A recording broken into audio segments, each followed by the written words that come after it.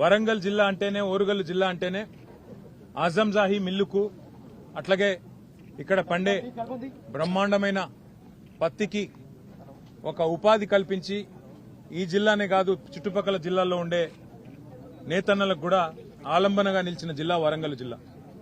అట్లాంటి వరంగల్ ఉమ్మడి ఆంధ్రప్రదేశ్లో ఆనాడు తన పూర్వ వైభవాన్ని కోల్పోయి ఇక్కడ ఉండే నేతన్నలు వలసపోయి సూరత్కి, షోలాపూర్కు, భివాండికి వలసపోయే పరిస్థితి ఉమ్మడి ఆంధ్రప్రదేశ్లో వచ్చింది.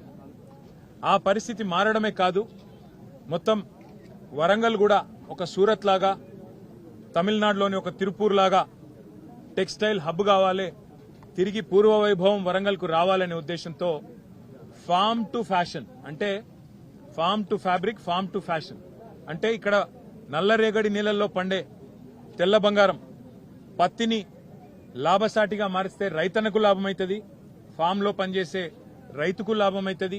దాంతోపాటు ఇక్కడ మరి ఉండే మహిళలు ఎవరైతే ఈ ఫ్యాషన్ ఇండస్ట్రీలో, ఫ్యాబ్రిక్ ఇండస్ట్రీలో పనిచేస్తే వారికి కూడా ఉపాధి దొరుకుతుందనే ఉద్దేశంతో భారతదేశంలోనే అతి పెద్ద టెక్స్టైల్ పార్క్ ఏర్పాటు చేసింది ఆనాటి కేసీఆర్ గారి ప్రభుత్వం.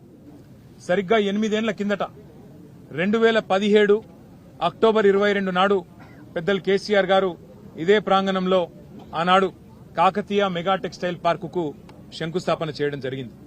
సరే, మధ్యలో కరోనా రావడం వల్ల 2 ఏళ్లు కొంత ఇబ్బంది అయినా చివరికి ఈరోజు ఇక్కడికి వచ్చి చూస్తే కైటెక్స్ లాంటి పరిశ్రమ, యంగ్ వన్ లాంటి పరిశ్రమ, గణేష లాంటి పరిశ్రమ ఇవాళ దాదాపుగా 25-30 వేల మందికి ఈ కాకతీయ మెగా టెక్స్టైల్ పార్క్ నుంచి ప్రత్యక్ష ఉపాధి అవకాశాలు కల్పించే స్థాయికి చేరుకోబోతా ఉండడం నిజంగా కూడా చాలా సంతోషదాయకం.